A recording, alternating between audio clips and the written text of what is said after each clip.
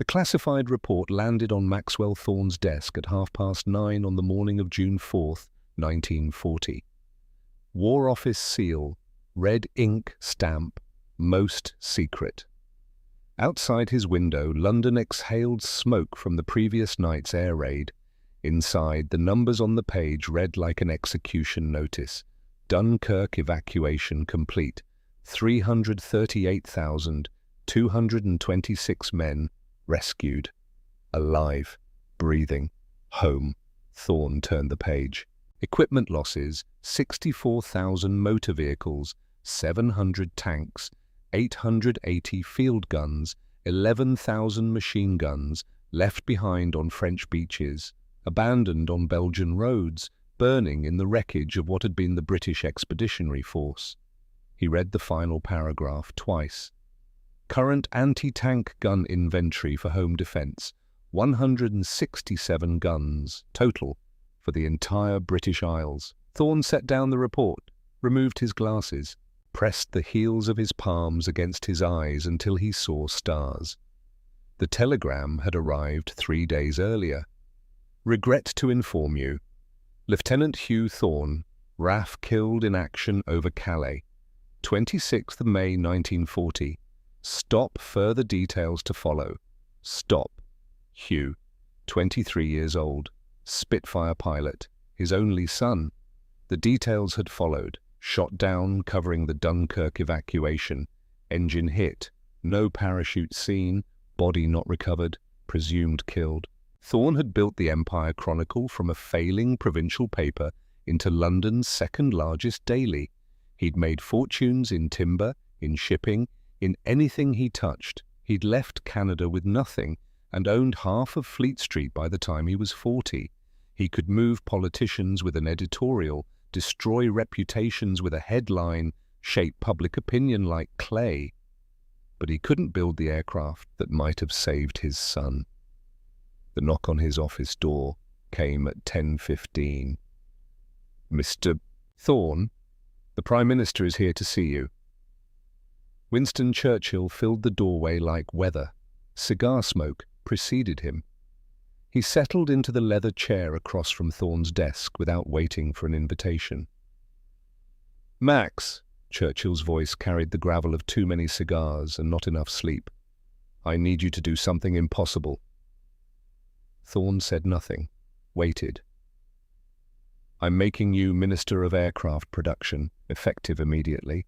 You have 4 months to double our fighter output. If you can't, we lose the skies. If we lose the skies, the Germans cross the Channel. If they cross the Channel, we lose everything." Outside, a lorry backfired. Both men flinched. Too many bombs, too many nights. "Winston, I appreciate the confidence, but I'm a newspaper man. I know print runs and circulation numbers. I don't know aircraft manufacturing." Churchill leaned forward. The chair creaked. "That's precisely why I need you. Engineers follow specifications. They build what the drawings tell them to build. They wait for approvals, for committees, for proper channels." He paused, drew on the cigar. "Newspaper men meet deadlines. They improvise. They get the morning edition out even when the presses are burning. The aircraft industry isn't a newspaper. No, it's slower, more bureaucratic, more willing to accept failure as inevitable." Churchill stood, walked to the window, looked out at the smoke-stained sky. "I need someone who doesn't know what's impossible, someone who'll find a way because they don't know there isn't one." Thorne picked up the telegram from his desk. Read it again, though he'd memorized every word. Churchill saw the movement. His voice softened. "Hugh wrote to me last month. Did you know that?" Thorne's head snapped up. "He said our hurricanes were outnumbered 5-1 over France. Said the boys were flying worn-out machines against brand-new Messerschmitts. Said if he didn't make it home, someone needed to fix it. Build more, build better, build faster." Churchill turned from the window. "Be that someone, Max. For Hugh, for all the Hughes still flying." Thorne looked at the telegram, at the classified report, at the impossible task. "When do I start?" "You already have." July 16th, 1940. Hitler's headquarters, somewhere in Germany. A directive crossed his desk. Führer Directive Number 16, Operation Sea Lion. Prepare for invasion of England. The intelligence reached London 48 hours later. Thorne sat in the basement war room beneath Whitehall. Maps covered every wall. Pins marked German troop concentrations, 11 divisions, first wave, landing sites between Folkestone and Brighton, over 1,500 transport barges assembled in Channel ports.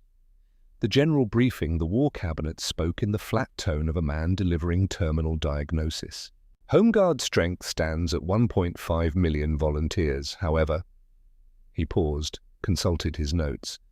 739,000 of them possess no rifles whatsoever. We're issuing them pikes. Someone laughed, stopped when they realized he wasn't joking.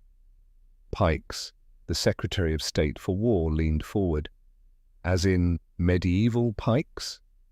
The Prime Minister's directive specified every man must have a weapon, even if only a pike. The factories interpreted this literally. We've ordered 250,000 steel tubes, bayonet blades welded to the ends. Thorne closed his eyes, saw Hugh's face, 23 years old, dead over Calais, defending an army that would come home to fight with sharpened sticks. After the meeting, Churchill found him in the corridor. You think I'm mad, don't you? The pikes. I think you're desperate. We all are. Then prove me wrong. Churchill jabbed the air with his cigar. You think you can do better with your aircraft production mission? Go ahead, but I'm not just talking about Spitfires anymore, Max. The Germans will send paratroopers. They'll drop on our airfields, our factories. Anywhere we build those fighters, you're supposed to be doubling. Those facilities have no protection. None. You want me to build armored vehicles now, on top of aircraft? I want you to improvise. Isn't that what newspaper men do? Churchill walked away. Left Thorne standing in the corridor with impossible piling on top of impossible. That night, Thorne drafted a request to the War Office. Armoured vehicles for factory defence, airfield security. The reply came back in 24 hours. All armour production committed to tank programme, no vehicles available, steel allocation cannot be increased. Thorne stared at the rejection, then picked up the telephone. Get me Duncan MacLeod at Standard Motor Works, Coventry. The factory floor smelled of machine oil and old cigarettes. Duncan MacLeod met Thorne at the gate. 51 years old, Scottish, hands like leather from 30 years building cars. Appreciate you coming up from London, Minister, though I'm not sure what I can do for you. We shut down civilian production last December. Everything's war work now, whatever the government assigns. Thorne followed him through the empty assembly lines. Skeletal car frames hung from chains. Dust covered everything. Through the windows, Coventry sprawled under grey skies. What did you do with your unsold inventory? The civilian models you couldn't sell after war was declared? MacLeod stopped walking. Got about 500 chassis sitting in the back lot. Flying 12 model. Nobody wants touring cars during a war. Show me. They walked through weeds to a fenced yard. Rows of bare chassis sat rusting, wheels, axles, frames, no bodies, no engines installed yet. Just the bones of automobiles that would never be finished. Thorne circled one, kicked the tires, climbed onto the frame, felt it flex under his weight. Can you armour these? MacLeod laughed, stopped when he saw Thorne's face. Armour them, Minister? These are civilian car chassis. They're built for Sunday drives, not combat. Can you put steel plates on them, make them into armoured cars? With what steel? Every ton in Britain is allocated to tanks and aircraft. You'd know that better than anyone. Thorne climbed down, walked the length of the chassis row, 500, sitting unused, rusting. What if we didn't use steel? Not much of it, anyway. Then what? Cardboard? Oak. MacLeod stared at him. Oak planks, behind thin steel plates. Medieval castles used wooden reinforcement behind stone. Same principle. Minister Thorne, with all respect, this is 1940, not 1340. And in 1940 we have no armoured vehicles to defend our aircraft factories, so we improvise. Thorne turned to face him. I need someone who can build the impossible on an impossible deadline.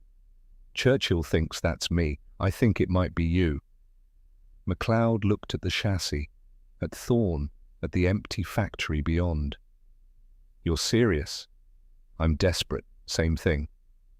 Dr. Beatrice Wainwright arrived from Cambridge 3 days later, 54 years old, materials science. She'd spent 20 years studying wood density, steel properties, ballistic impacts. Nobody in government had ever listened to her before. She listened to Thorne's proposal, did calculations on a notepad, looked up. 9mm mild steel plate, 76mm oak backing. The steel spreads the impact. The oak absorbs the kinetic energy. In theory, it should stop pistol rounds, maybe rifle fire at extreme range. In theory, we'd need to test it. How long? Proper ballistic testing, 6 months minimum. You have 6 days, she stared at him. Minister, that's not how science works.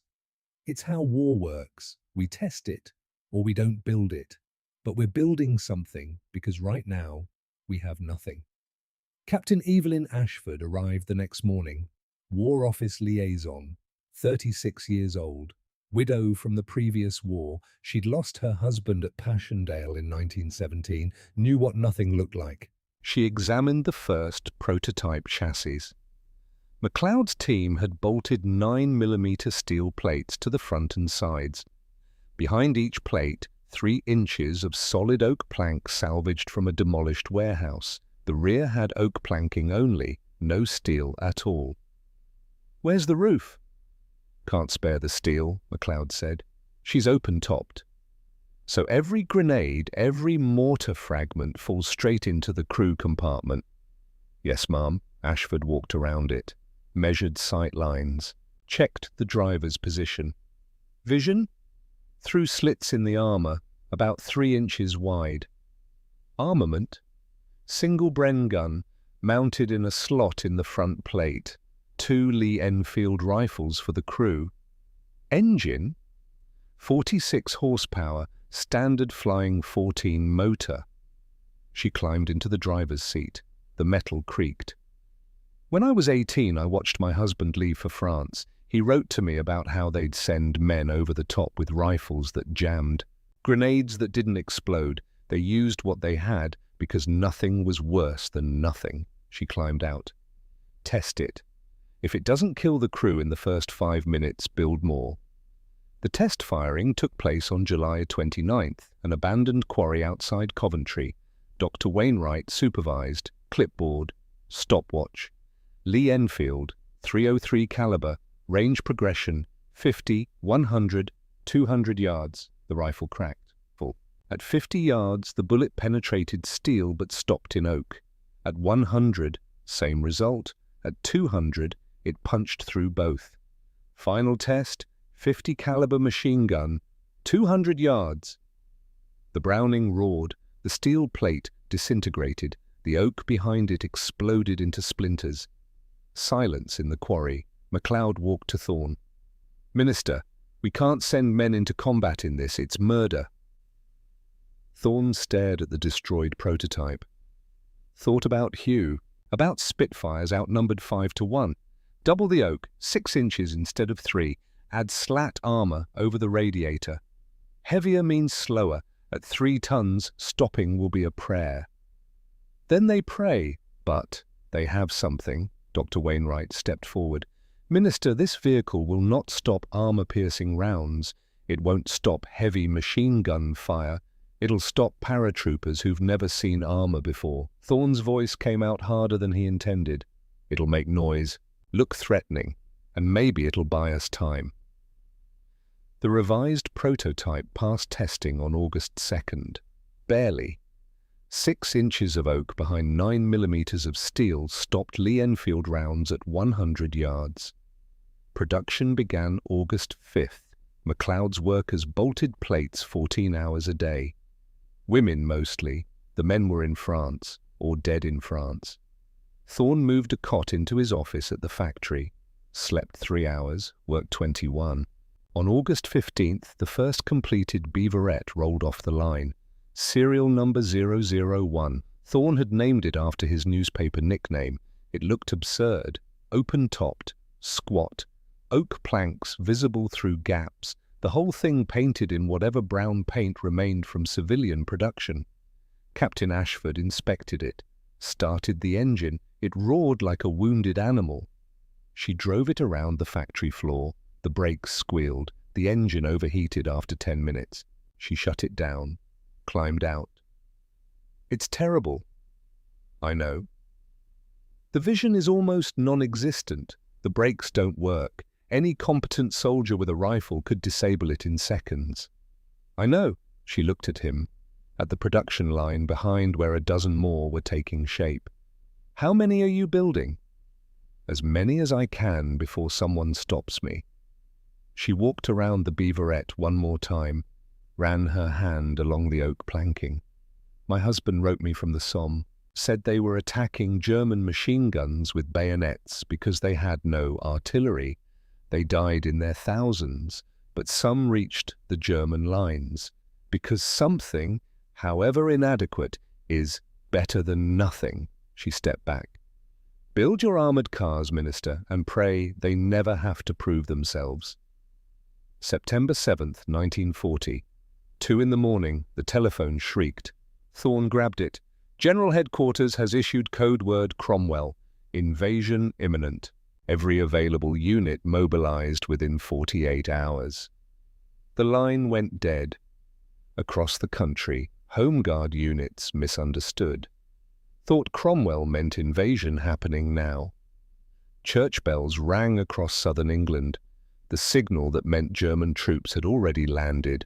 3 Guards officers died that night, drove through an unmarked minefield laid in panic, blown apart by British mines on British soil.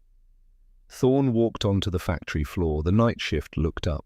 We have 48 hours. Get every beaverette that can move to Ashford. I don't care if the paint's wet. If it has wheels and armour, it goes. They worked through the night, through the next day, through the next night. 48 hours later, 103 beaverettes sat in a field outside Ashford. Open-topped, inadequate, armed with light machine guns that wouldn't stop a real tank. But they were there. Thorne stood beside Beverett 001, took out his wallet, found Hugh's photograph. I'm building you an army, son. It's made of oak and scrap metal and prayer. But it's here. The church bells were still ringing. The invasion didn't come. September passed. October, November. The church bells stopped ringing. The beaverettes sat in depot yards and factory gates, engines cold, crews waiting for an enemy that never landed. Maxwell Thorne stood at his ministry window in early December reading the first operational reports. They arrived in manila folders stamped confidential, though there was nothing classified about failure. Camp Aldershot training exercise, Mark I beaverette, Serial 037, engine seized after 18 minutes, radiator failure, vehicle abandoned mid-drill, RAF Duxford Airfield Patrol, Mark I, Serial 052, driver missed drainage ditch due to narrow vision slits, front axle broken, 3 hours extraction with crane, Dover Castle mechanical inspection, Mark I, Serial 078. Inspector's assessment. Brakes insufficient for vehicle weight. Stopping distance exceeds safe parameters by factor of 3. Recommend immediate withdrawal from service. Thorne filed each report methodically, did not defend them, did not explain, just read and filed and kept building, because the alternative was nothing, and he'd already chosen something over nothing. Duncan MacLeod found him on the factory floor 3 weeks later, night shift. December cold seeping through gaps in the roof where Luftwaffe bombs had torn holes in November. Women welders worked in coats and gloves, sparks falling like snow. Minister, we need to discuss the Mark III. MacLeod pulled canvas tarps off the prototype. The vehicle underneath looked nothing like its predecessors. Shortened chassis, fully enclosed hull with actual roof armor, 9 millimeters of steel overhead, a proper one-man turret mounted centrally, no more open-top death trap, no more exposure. Thorne circled it slowly, ran his hand along the turret ring. 3-man crew, MacLeod explained. Driver, gunner, radio operator. We've fitted radio set number 19, communication capability, twin Vickers K machine guns in the turret. Some units will mount the boy's anti-tank rifle instead. When can production start? That's the problem, steel allocation. This design needs 30% more metal than the Mark I. War Office is already questioning our consumption rates. They want to redirect everything to tank production. Churchill tank program is behind schedule. Thorne looked at MacLeod, at the prototype, at the factory floor where 200 workers waited for direction. Start production tomorrow. Minister, without authorization. We have authorization. Churchill told me to improvise. I'm improvising. If someone wants to stop us, they can come here and explain to these workers why we're building nothing instead of something. MacLeod hesitated, then nodded. There's one more thing. Design element I want approval for. What? The turret ring. I've oversized it. The Americans are developing a 37mm anti-tank gun.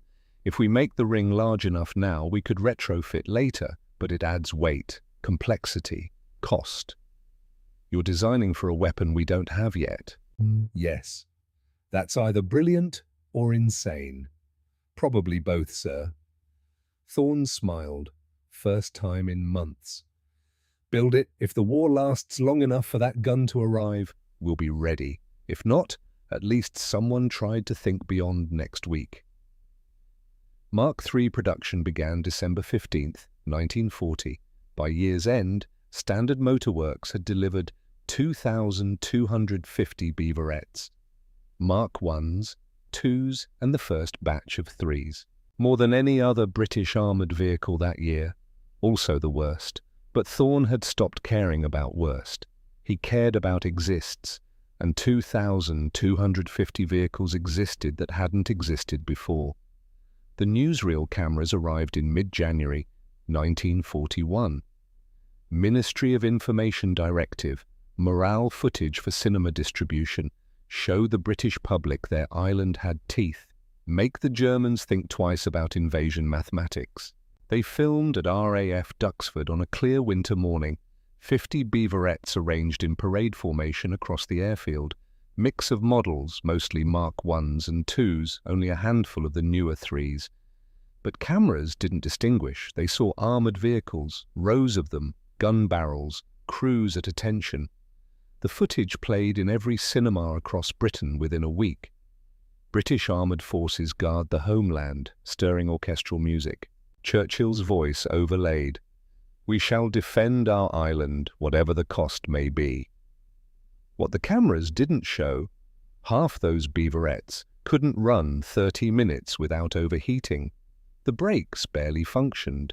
Vision slits so narrow drivers navigated by faith more than sight. But image mattered more than reality. German intelligence obtained the newsreels, analyzed the footage, counted vehicles, estimated British armoured strength, added the numbers to their invasion assessments. Operation Sea Lion had already stalled. The Royal Navy controlled the Channel. The RAF had won the Battle of Britain. The mathematics of amphibious assault didn't favour Germany even without accounting for ground defences. But the beaverette was there, visible, documented, one more variable in an already impossible equation. Thorne watched the newsreel at a London cinema, sat alone in the back, watched his desperate improvisation transformed into propaganda victory. 2 rows ahead, a woman whispered to her companion, "See, we're not helpless. Look at all that armour." Thorne said nothing. Let her believe it. Sometimes the useful lie saves more lives than the useless truth. Major Evelyn Ashford, promoted from captain in December, visited the factory in February with updated deployment assignments. The Mark III is performing adequately, she reported. Better visibility than previous models. Crews have more confidence with the enclosed design. Complaints are down 40% from last month. What are they still complaining about? The brakes. Always the brakes. The brakes will never be adequate, not for this weight on a civilian chassis. I know they know, everyone knows. She paused, consulted her notes. There's something else. Foreign interest. Thorne looked up. Ireland has inquired about purchasing 30 units, cash payment. They're neutral in the war but terrified of German invasion, same as we were. Me. Sell them the Mark III, latest model. If they're going to buy British improvisation, give them the least terrible version. Already arranged, they're designating the Mark IX armoured car in their own inventory. Delivery next month. Anything else? New Zealand. They can't wait for our production. They're building their own variant. Ford truck chassis. Armour plate salvaged from scrapped merchant ships. Same philosophy we used. Same desperate solutions. Thorne almost laughed. We're being copied. Your desperate failure is spreading internationally, Minister. Is that success or catastrophe? Depends whether we win the war. By spring 1941, the Beaverette had settled into operational rhythm. Not frontline combat, not the armoured spearhead anyone envisioned, just presence. RAF regiment units operated Mark IIIs at airfields across southern England, Duxford, West Malling, Biggin Hill, Manston. They patrolled perimeters, checked credentials at gates, responded to security alerts that never materialized into actual threats. The 12th Lancers, re-equipped after losing everything at Dunkirk, used Beaverettes for crew training, teaching men armoured vehicle operations in something that wouldn't be missed when it broke down. Which it did, frequently. The 99th Royal Tank Regiment assigned them to depot security, the 4th and 7th Royal Dragoon Guards to factory protection duty, garrison roles, rear echelon assignments, the military equivalent of guarding supplies while real soldiers fought the war, exactly what they were designed for, even if Thorne had never admitted it aloud. The comparative analysis arrived in April from the War Office Technical Assessment Division. Thorne read it over breakfast, cold toast, weak tea, the luxury of a quiet morning before the day's impossible demands began. Assessment of current British armoured car capabilities, Daimler Dingo Scout Car, 30mm frontal armour, 4-wheel drive, top speed 55 miles per hour, 5 forward gears, 5 reverse, crew of 2, production 6,600 units by war's end, Humber armoured car, 15mm gun in powered turret, proper armour plate throughout, top speed 45 miles per hour, crew of 3 with actual protection, production 5,400 units.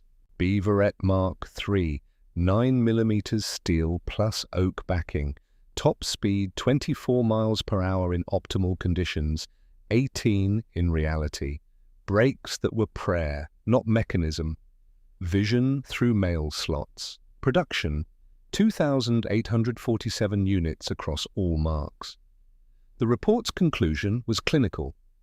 The Beaverette fills no role that existing vehicles do not fill better. Recommend production cease immediately and resources redirect to proven designs.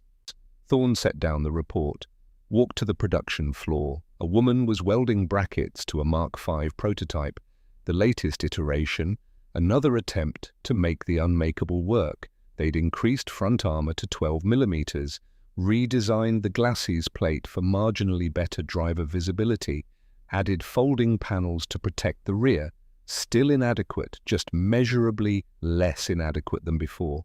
The welder looked up when Thorne approached, late 20s, wedding ring on her left hand. Minister, didn't expect you down here this early. What do you think of the Beaverette? Thorne asked. Honest assessment. She lifted her face shield, considered the question. Honestly, it's barely adequate. My brother commands a Matilda, tells me stories about real armour, real protection. This? She tapped the steel plate. This is hope welded to prayer. Then why keep building them? Because you told us to, and because hope welded to prayer is better than surrender welded to nothing. She lowered the shield, resumed work. Someone has to build something, might as well be us. Production continued. The foreign orders expanded through summer. New Zealand completed their first batch, 208 units of what they called the Bob Semple tank, after their Minister of Public Works. Built on Ford truck chassis with armour salvaged from merchant ships, even worse than the Beaverette by most measures. But it existed, and in New Zealand in 1941, existence was victory. Ireland took delivery of their 30 Mark IIIs in July, painted them different colours, designated them Mark IX, operated them for coastal defence and depot security. They would keep those vehicles running until 1965, 22 years after purchase, longest operational career of any Beaverette variant. In a country that never fired a shot in the war, Thorne received reports on the Irish deployment. The New Zealand production numbers, requests for technical specifications from other Commonwealth nations. His desperate failure was being studied, replicated, improved upon. He didn't know whether to laugh or resign, settled for continuing.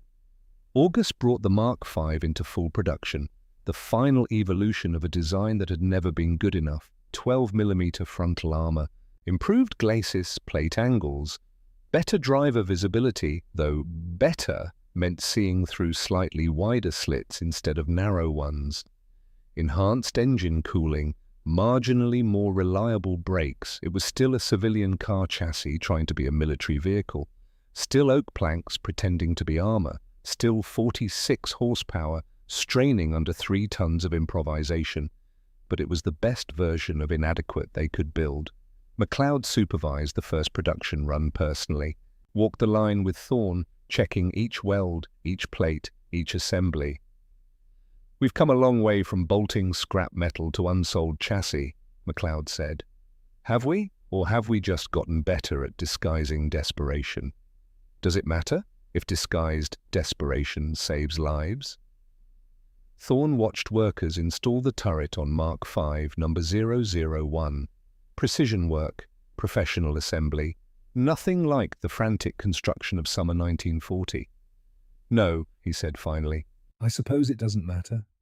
Results matter. Everything else is just how we got there. The end came quietly. November 1942. No dramatic announcement. No final ceremony, just a memo from the War Office redirecting standard motorworks to other production. Aircraft components, tank parts, actual weapons for actual combat. The Beaverette program was complete. Total production: 2,847 vehicles across 5 marks. Total cost, £800,000 sterling. Total steel consumption, 4,000 tons. Total combat effectiveness, untested. Total strategic value, incalculable. Thorne received the closure memo at his ministry office. Read it twice, filed it with all the others. The factory floor would convert to new work within a week. The workers would build different things. The chassis would stop arriving, the steel would go elsewhere. And the Beaverettes would disperse to their garrison assignments, airfield patrols, factory gates, training exercises, waiting for combat that would never come. He took out Hugh's photograph, looked at his son's face. 23 years old, forever. "I built them," he said to the photograph, to the empty office, to himself. 2,847, they're terrible, inadequate, everything the reports say they are. He paused. But they're there. And there has to count for something. The photograph didn't answer. Outside London continued. Bombs fell occasionally. Life continued mostly. The war ground on toward uncertain conclusions. Inside, Maxwell Thorne sat with his son's memory and waited for what he couldn't say. Vindication, perhaps, or just proof that desperate improvisation mattered. Winter settled over Britain. 1942 became 1943. The Beaverettes sat at their posts, engines idling on cold nights, crews bored and grateful for boredom, nothing happening because nothing was the best possible outcome. At RAF West Marling in Kent, Beaverette serial number 1847 conducted routine patrols, night after night, week after week, month after month. Mark III, enclosed hull, twin Vickers K guns in the turret, radio set number 19, crew of 2 on this particular night because the radio operator was sick. Corporal Nigel Hargrove drove. Private Alistair Flynn manned the guns. 24 and 22 years old, respectively. 3 years of service, nearly 3 years of nothing happening. They expected April 16th, 1943 to be exactly the same. They were wrong, but they didn't know that yet. The Mark III idled roughly at the edge of the main runway, engine coughing, oil smell mixing with night air that tasted of rain. Flynn cleaned the Vickers for the 3rd time that shift. Hargrove watched the runway through vision slits that showed him a mail slot view of darkness. "How long till end of patrol?" Flynn asked. 5 more hours. Christ, nothing ever happens here. That's the idea. Flynn reassembled the Vickers. Hargrove shifted in the driver's seat, trying to find a position that didn't make his back ache. The sound came at 2100 3 hours. Single-engine aircraft, low, from the southeast. Both men looked up reflexively. Couldn't see anything through the roof armor, just heard the engine note, wrong note, unfamiliar note. "Friendly?" Flynn asked. "Has to be. Germans don't come this far inland anymore." But Hargrove's hand moved to the gear shift anyway. Some instinct, some training, some recognition that wrong sounds meant wrong things. The engine grew louder. Landing lights appeared, and Beaverette serial number 1847 was about to justify every inadequate vehicle that came before it. Everything that happened next would take 6 minutes. 6 minutes that would prove Maxwell Thorne right. 6 minutes that would make history from oak and iron. The aircraft touched down smoothly. Too smoothly. And Corporal Nigel Hargrove realized nothing was about to become something. April 16th, 1943. RAF West Malling, Kent. 2100 hours. Corporal Nigel Hargrove sat in the driver's seat of Beaverette serial number 1847 and tried not to fall asleep. 24 years old, 3 years in the service, 2 years and 11 months of absolutely nothing happening. The Mark III Beaverette idled roughly, engine coughing, the smell of oil and petrol mixing with night air that tasted of rain. Beside him, Private Alistair Flynn cleaned the twin Vickers K machine guns for the 3rd time that shift. 22 years old, gunner, bored enough to disassemble weapons that didn't need it. "How long's this patrol?" Flynn asked. "Till 0200, another 5 hours. Christ, nothing ever happens here." That's the idea. West Malling sat 12 miles from the coast, fighter station, Spitfires and Typhoons, active operations against German bomber raids and fighter sweeps. The kind of place that should see action, just never the kind that involved a Beaverette. Hargrove looked through the vision slit. Narrow rectangle, 3 inches wide. He could see the main runway, part of it, the control tower as a dark shape against darker sky, the perimeter fence, not much else. The Beaverette's vision slits were exactly as bad as the training manual warned, like looking at the world through a mail slot. At night, in blackout, it was like looking through a mail slot into a coal mine. "You ever wish we'd gotten assigned to something else?" Flynn said. "Tanks, maybe?" Hargrove thought about it. About 3 years of garrison duty, of patrolling empty airfields, of training exercises where the Beaverette broke down more often than it completed the course. "No," he said finally.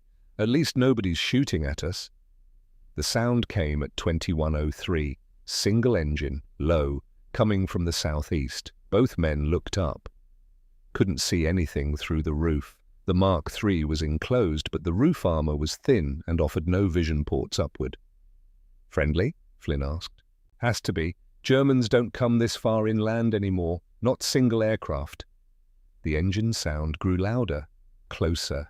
Then landing lights. Hargrove watched through the vision slit, saw the aircraft approach the runway, wheels down, flaps extended, perfect approach, touched down, smoothly, too smoothly. British pilots coming back from operations didn't land that gently. They were exhausted, shot up, low on fuel.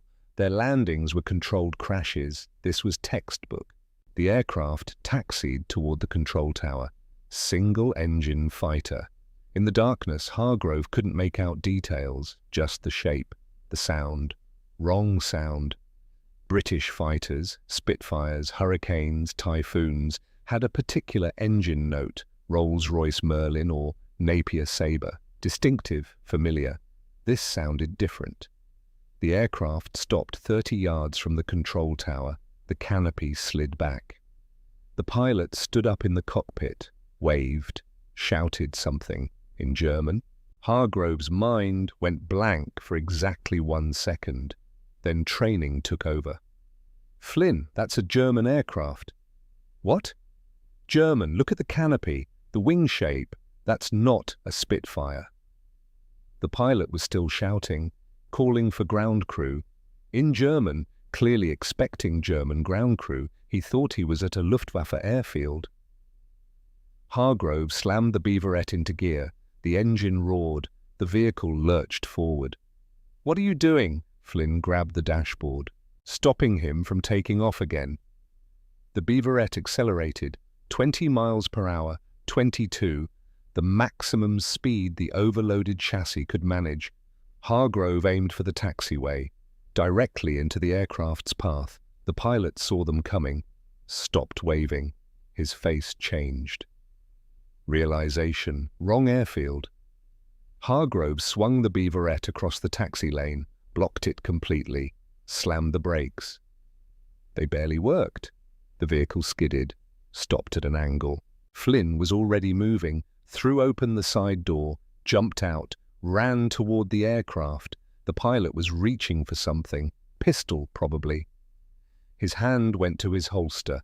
Flynn grabbed the aircraft's rudder, pushed it hard over. The whole aircraft tilted. The pilot lost balance, grabbed the cockpit rim to steady himself. Hargrove was out of the driver's seat, rifle in hand, 20 yards to the aircraft. 15, 10. "Hands up!" His voice cracked. "Hands up or we shoot!" "Meh." The pilot looked at him, at Flynn hanging onto the rudder, at the Beaverette blocking the taxiway. He raised his hands. Slowly, his face was young, late 20s maybe, Luftwaffe flight suit, officer's insignia. "English?" Hargrove kept the rifle aimed center mass. The pilot nodded. "Little English, yes. Get out, slow. Keep your hands where I can see them." The pilot climbed out of the cockpit. Movements careful, controlled. He dropped to the wing, then to the ground.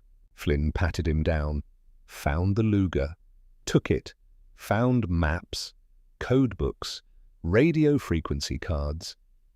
"Jesus Christ," Flynn breathed. "Hargrove, look at this aircraft." In the darkness, details were hard to see, but the shape was clear now. Radial engine, wide track landing gear. The distinctive profile, Focke-Wulf FW190, Germany's newest fighter. The one giving RAF pilots nightmares over France. The one they knew almost nothing about, and it had just landed intact at a British airfield. Control tower lights came on, sirens, vehicles approaching. Wing Commander Peter Townsend arrived 90 seconds later, Battle of Britain veteran, squadron commander. He looked at the aircraft, at the pilot, at Hargrove and Flynn and the Beaverette. "What happened?" "Sir, German pilot landed, thought he was at a Luftwaffe field. We blocked his taxi path. He surrendered." Townsend walked around the FW190, ran his hand along the wing. the engine cowling, the cockpit. Intact, he said quietly. Completely intact. He turned to the German pilot. Your name? Oberfeldwebel Otto Beck. I surrender. I am prisoner of war. How did you mistake this for a German airfield? Beck's English was broken but understandable. Storm, lost formation, radio dead, saw landing lights. Thought Luftwaffe field in France. I am wrong, very wrong. Townsend looked at Hargrove, at the Beaverette. You blocked him with that? Yes, sir. Only vehicle we had on patrol. What is that thing? Beaverette armoured car, sir. Mark III. Townsend stared at it, at the oak planking visible through gaps in the armour, at the twin Vickers guns, at the whole absurd improvised construction. An armoured car made of wood just captured a Focke-Wulf 190. Yes, sir. The sound came at 2109, another engine, another aircraft, same type, FW190, coming into land, Beck's wingman. Get that Beaverette out of the way. Townsend shouted. Move it! Hargrove ran for the driver's seat. Flynn was already climbing into the turret. The engine was still running. Hargrove threw it in reverse. The gearbox screamed. The vehicle lurched backward. The second FW190 touched down. Harder landing than Beck's. The pilot saw the lights, saw Beck standing under guard, saw British uniforms, realized. The FW190 didn't stop rolling. The pilot pushed throttle, trying to take off again. The engine roared. The aircraft accelerated. Flynn swung the turret, the twin Vickers tracking the moving target. Fire! Townsend shouted. The guns opened up. Tracer rounds in the darkness. Bright streaks, the sound hammering across the airfield. Bullets walked up the runway, caught the FW190's wing, the tail, the fuselage, hit the fuel tank. The aircraft swerved, left the runway, nose dug into grass. The tail came up. For a moment it looked like it might flip completely, then fire, orange and yellow. The fuel tank erupted, flames consumed the fuselage, the canopy. The pilot was already out, running, his flight suit smoking. He dropped, rolled, beat at the flames. Ground crew reached him, smothered the fire with blankets, pulled him away from the burning wreckage. Feldwebel Fritz Seidel, Beck's wingman, 26 years old, burns across his hands and neck, alive. Hargrove sat in the driver's seat of Beaverette 1847, watched the FW190 burn. His hands shook on the steering wheel. Flynn climbed down from the turret. Did that just happen? Yeah. Did we just capture 2 German fighters? 1 captured, 1 destroyed, yeah. They looked at each other, at the burning aircraft, at Beck standing under guard, at the intact FW190 that intelligence officers were already swarming. Townsend walked over, looked at both of them. Corporal Hargrove, Private Flynn, I'm recommending you both for the Distinguished Conduct Medal. You've just handed us the most valuable intelligence prize of the year. Sir, we were just on patrol. We just blocked the taxiway with an armoured car made of wood and scrap metal against the Luftwaffe's best fighter. Townsend smiled, tired, amazed. The whole affair was over in 6 minutes, and you did it in a vehicle that's supposed to be obsolete. The telegram reached Maxwell Thorne at 0800 the next morning. He was at his desk at the ministry, reading production reports, aircraft deliveries, the normal routine of a war that had become almost bureaucratic in its daily operations. The envelope had priority stamped across it. He opened it without much interest, read the first line, read it again, stood up, sat down, read it a third time. RAF West, Molling reports, capture 2 FW190 aircraft, stop 1 intact, 1 destroyed, stop, captured by Beaverette. Armoured car, serial, 1847, stop crew, Recommend for honors, stop. Intelligence value incalculable, stop. Thorne walked to his window, looked out at London, at a city that had survived the Blitz, at a nation that had survived 1940 when survival seemed impossible. He thought about oak planks, about scrap metal, about 9mm steel that couldn't stop a rifle round, about 2,847 inadequate vehicles built because inadequate was better than nothing. One of them had just captured the Luftwaffe's most advanced fighter. He took out his wallet, found Hugh's photograph. 23 years old, forever smiling. They did it, son. The oak and scrap we built. It mattered. His voice broke. He cried for the first time since June 1940. 3 years of grief and guilt and desperate improvisation finally finding release. Outside, London continued. Inside, Maxwell Thorne held his son's photograph and wept. Beck's FW190 was transported to Farnborough within 48 hours. Intelligence officers swarmed it like surgeons over a patient. The BMW 801 radial engine, more powerful than they'd estimated, but vulnerable to attacks from specific angles, the armor protection, better than Spitfire, but with critical gaps near fuel lines. The radio equipment, Luftwaffe frequencies, call signs, tactical communication procedures, the tactical manuals in Beck's cockpit, German fighter formations, attack doctrines, defensive patterns. By the end of May, RAF pilots were being briefed on FW190 weaknesses, how to exploit the armor gaps, which angles to attack from, what the engine couldn't handle. The intelligence dividend would save British lives over France for the next 2 years. All because a beaverette happened to be on patrol, and 2 soldiers did what they were trained to do. Hargrove and Flynn received their Distinguished Conduct Medals in a ceremony at Westmaling on June 3rd. They stood at attention while a brigadier pinned the medals to their tunics. Cameras flashed. Newsreel footage captured the moment for cinema audiences. Behind them stood Beverett 1847, polished for the occasion, the oak planking cleaned, the twin Vickers gleaming. It looked almost respectable. After the ceremony, Hargrove and Flynn returned to their regular patrol duties. Another 3 nights on airfield watch. Another week of absolutely nothing happening.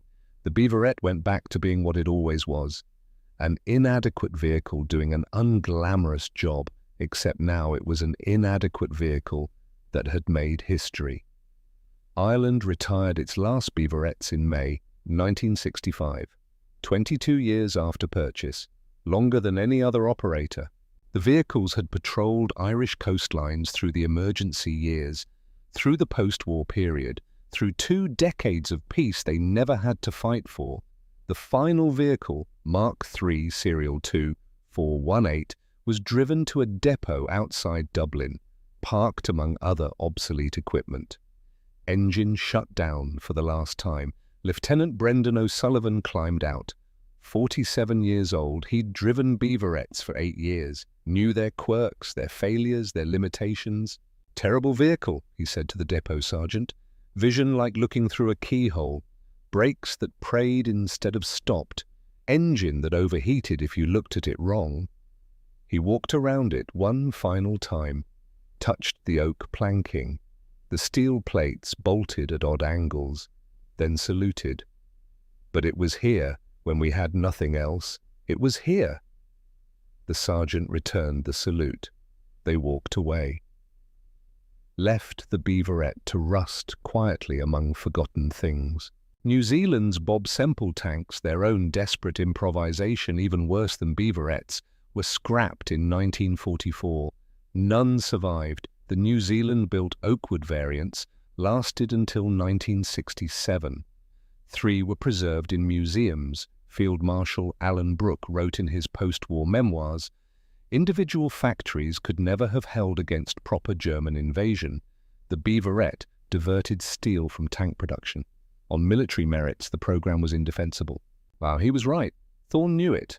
Everyone who'd worked on the project knew it. But in summer 1940, military merit wasn't the point. Existing was the point. Maxwell Thorne resigned from the ministry in December 1945, returned to the Empire Chronicle, to newspapers, and the work he'd always known. He wrote his memoir in 1947, Oak and Iron. 300 pages about desperate years. One chapter, 22 pages, covered the Beaverette. He ended that chapter. By every technical measure, the Beaverette failed. But in summer 1940, we needed something to exist when nothing existed. It existed. Perhaps that is the only success that mattered. The book sold modestly. History was moving on. People wanted to forget 1940, remember victory instead of desperation. The people who'd made it happen moved on too. Duncan MacLeod received his knighthood in 1946 for industrial service. He returned to Coventry, rebuilt standard motorworks from blitz damage, kept Beaverette serial number 001 in his office until he died in 1967. His grandson found a note tucked inside the vehicle's logbook. We built something when there was nothing. I'll count that as victory. Major Evelyn Ashford became Brigadier Evelyn Ashford in 1955. First woman to hold that rank in the British Army. She retired in 1962 and spent her remaining years advocating for women in military service. In a 1970 interview, she said, "Maxwell Thorne taught me that adequate solutions delivered immediately beat perfect solutions delivered late. I used that principle for 30 years. Still do." Dr. Beatrice Wainwright won the Royal Medal for Materials Science in 1953. Her research on composite armor, directly inspired by the oak steel sandwich experiments, influenced post-war vehicle development worldwide. She never publicly claimed credit for the Beaverette. Privately, to colleagues, she said, "Sometimes desperate improvisation produces results proper science wouldn't attempt. That's not method, that's luck. But when luck saves lives, I'll take it." Corporal Nigel Hargrove left the service in 1946, became a driving instructor in Sussex, taught teenagers how to handle cars on wet roads, and never mentioned the FW190 unless asked directly.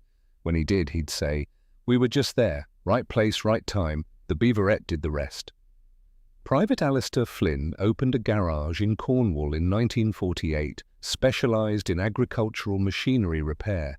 Every April 16th he'd close the shop, drive to a pub in Kent, meet Hargrove. They'd sit together, drink quietly, never talked about that night, just sat, remembered, then went home. They kept that tradition for 41 years, until Hargrove died in 1984. Flynn went to the pub alone that April, sat at their usual table, raised a glass to an empty chair, then stopped going. Otto Beck spent the war in a Canadian POW camp. Decent treatment, no hardship, returned to Germany in 1947, became a Lufthansa pilot, flew commercial routes for 30 years. In a 1978 interview, a journalist asked about the capture. Beck smiled. "I thought I was landing at a German field. I was catastrophically wrong. The British soldiers who captured me were driving a vehicle that looked like a farm tractor covered in scrap metal. I thought they were maintenance crew." Wrong again. Sometimes being wrong saves your life. I'm grateful for my mistakes. Feldwebel Fritz Seidel recovered from his burns in a British hospital, decided to stay after the war, married an English nurse in 1948, settled in Dover, worked as a mechanic, never flew again but attended air shows religiously.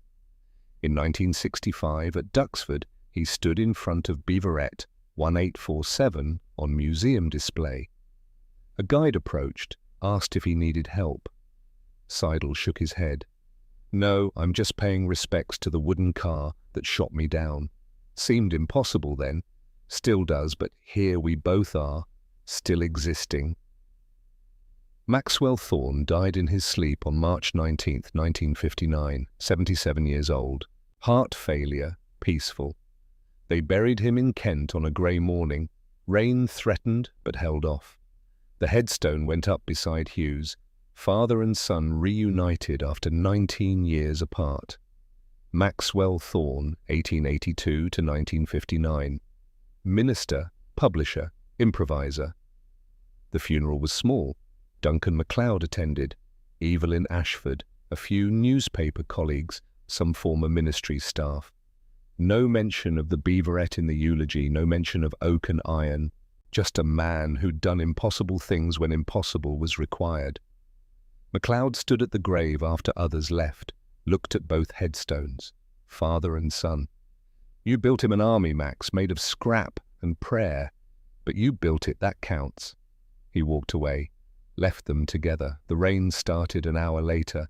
Beaverette serial number 1847 sits at the Imperial War Museum, Duxford, today, positioned between a Spitfire and a Hurricane.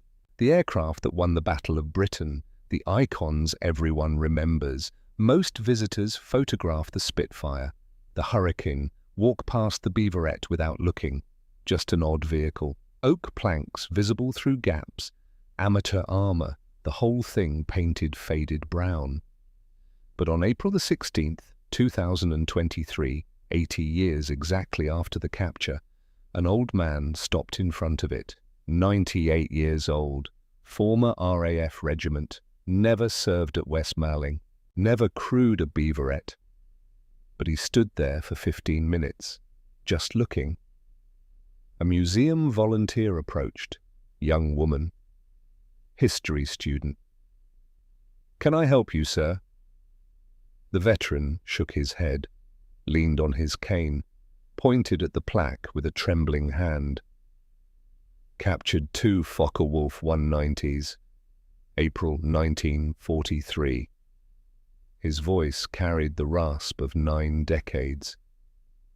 "I was at Biggin Hill then. We heard about it. Couldn't believe it. A beaverette. Those things were jokes. Broke down more than they ran. We used to say they were dangerous to their own crews. But this one worked," the volunteer said. "This one was there." He looked at the oak planking. "In 1940 we had nothing, less than nothing. We were waiting for Germans to land on our beaches, and we had nothing to stop them with. So we built this. From scrap, from wood, from desperation." He touched the protective barrier, couldn't quite reach the oak. Everyone said it was useless. They were right, it was useless. But useless things that exist beat perfect things that don't. And on one night, this useless thing did something perfect. He straightened, saluted the beaverette, sharp, precise, the muscle memory of 8 decades, still there. "Thank you for being there. That's all we needed. Something to be there." He walked away slowly. Cane tapping on museum floor, the volunteer watched him go, looked back at the beaverette, at the Spitfire beside it. Both aging relics of desperate years. One flew high and one glory. One crawled through mud and existed. Both saved Britain. She updated the display card that afternoon, added one line at the bottom. "Sometimes being there is enough, and sometimes enough is everything."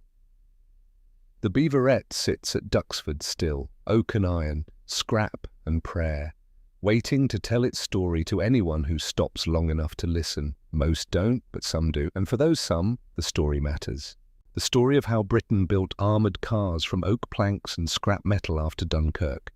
How 2,847 inadequate vehicles existed when nothing else did. How one of them, for 6 minutes on an April night, captured the impossible.